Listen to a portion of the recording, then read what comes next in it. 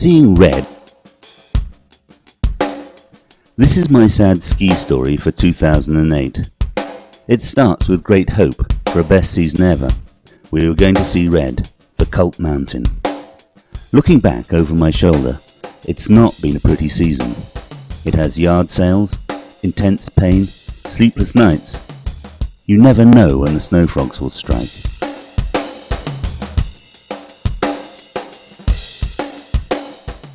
It doesn't pay to plan too far ahead.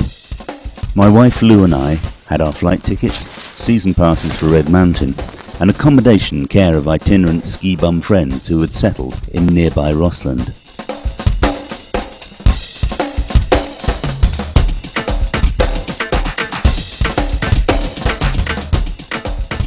Back in Kosovo, the launch pad for this adventure, the snow had fallen early, and although the Brezovica resort wasn't open, the mountains were gloriously white with new skiable snow for the whole of December.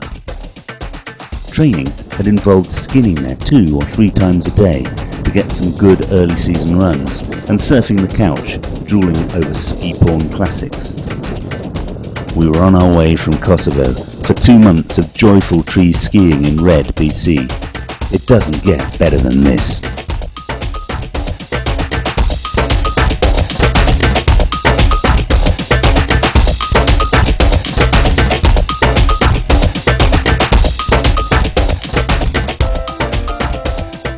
Yes, we had spat in the face of middle-class mediocrity, reached down into our inner toilets, and blown off work for a full 2 months of glorious steep skiing.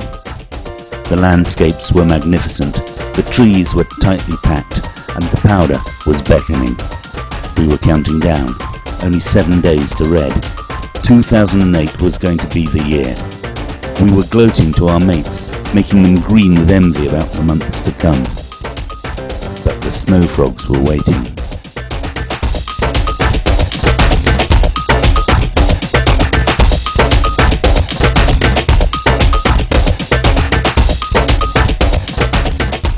On the first climb of that fateful New Year's Eve morning, I'd skinned with an Austrian friend, Kendall, to the top.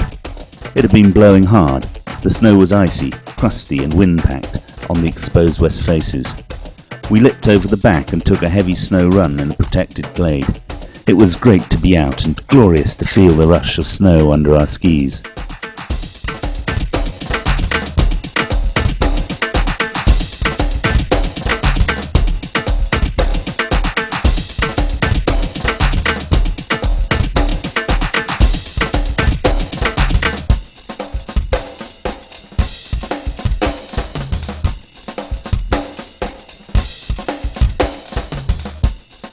The second climb of the morning had us looking down a 40-degree pitch into the Lion's Neck Bowl. The snow was thin, it had ridges and crusty waves like the ripples in the sand left by the retreating tide. It gleamed blue. I had a set of noodle skis on.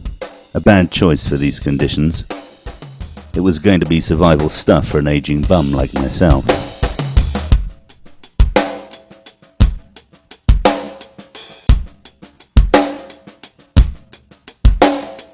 Dropping into the bowl, my shovels were chattering on the icy rock-hard surface. My edges slipped on the crust on the second turn. The snow frogs jumped. A death cookie pounced, forcing an unplanned dynamic faceplant. I was tumbling and sliding over rocks and other unforgiving hard objects, seeing red and white and black stars. I rapidly gathered speed for about 150 meters until a modest but remarkably solid pine tree abruptly impeded my progress.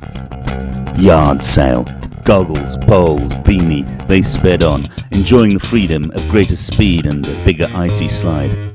My journey was over, for now. From now on, my mind will be in a pain-induced sequence of images of Red and Brezovica.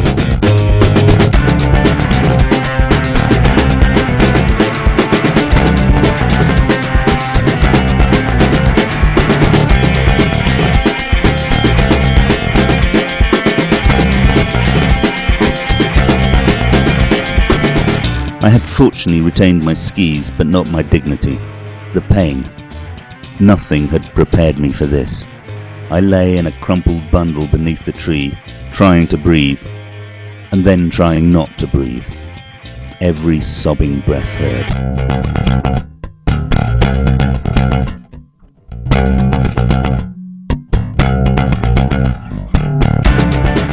Kendall arrived and made some smart aleck remark about joining the Speed Tree Hugging Society. I can laugh at anything most of the time, but there's no patrol in backcountry Brezovica. There's no rescue service. We were on our own, and it hurt so much I couldn't even swear at the bastard.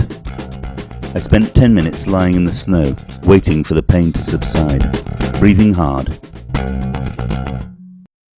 We're going to have to get out of this mess ourselves. He gently pulls me to my feet. Well, as gently as a 6-foot Austrian gorilla can, that is. My arm dangles. My shoulder pain is even more intense. I scream in agony. I see red again.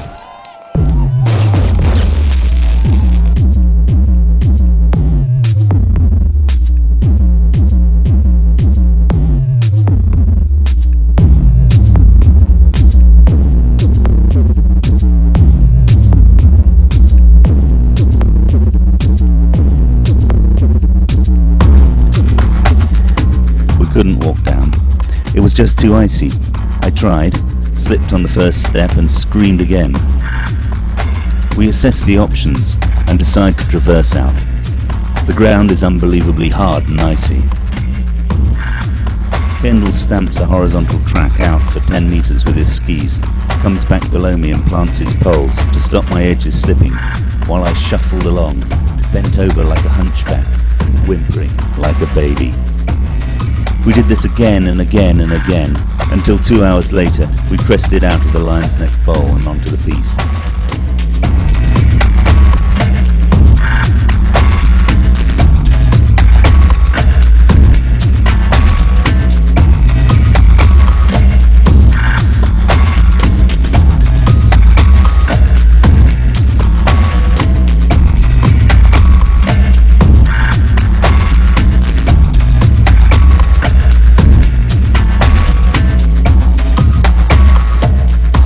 We were both exhausted, but immensely relieved.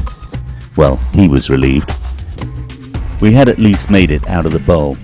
I still had to ski down a kilometre of piste, but with long, wide arcing turns, we got down to the car park without further incident.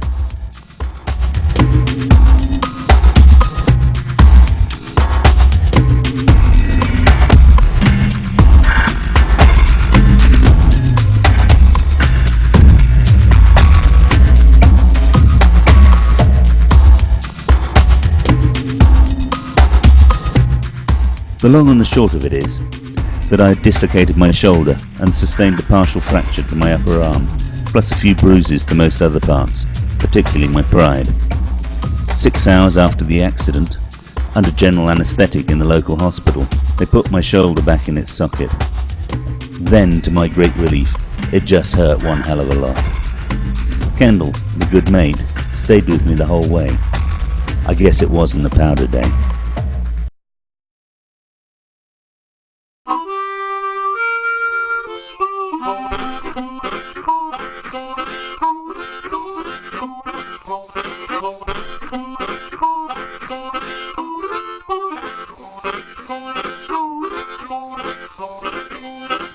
Anyway, where there's no sense, there's no feeling. The shoulder rapidly went from pink to black and blue, as the bruised soft tissues and muscles started on the long road to recovery. We still went to red. I got a neoprene brace and skied a bit. I couldn't sleep more than 3 hours without ibuprofen or whiskey. It still hurts a lot 6 months later at the time of writing. At 46, you take a little longer to recover. Today, you'll find me surfing the couch, watching the old ski classics, and longing for the next season. Another year older? Yes. Wiser? Probably not. 2008, the year I saw red and black and blue.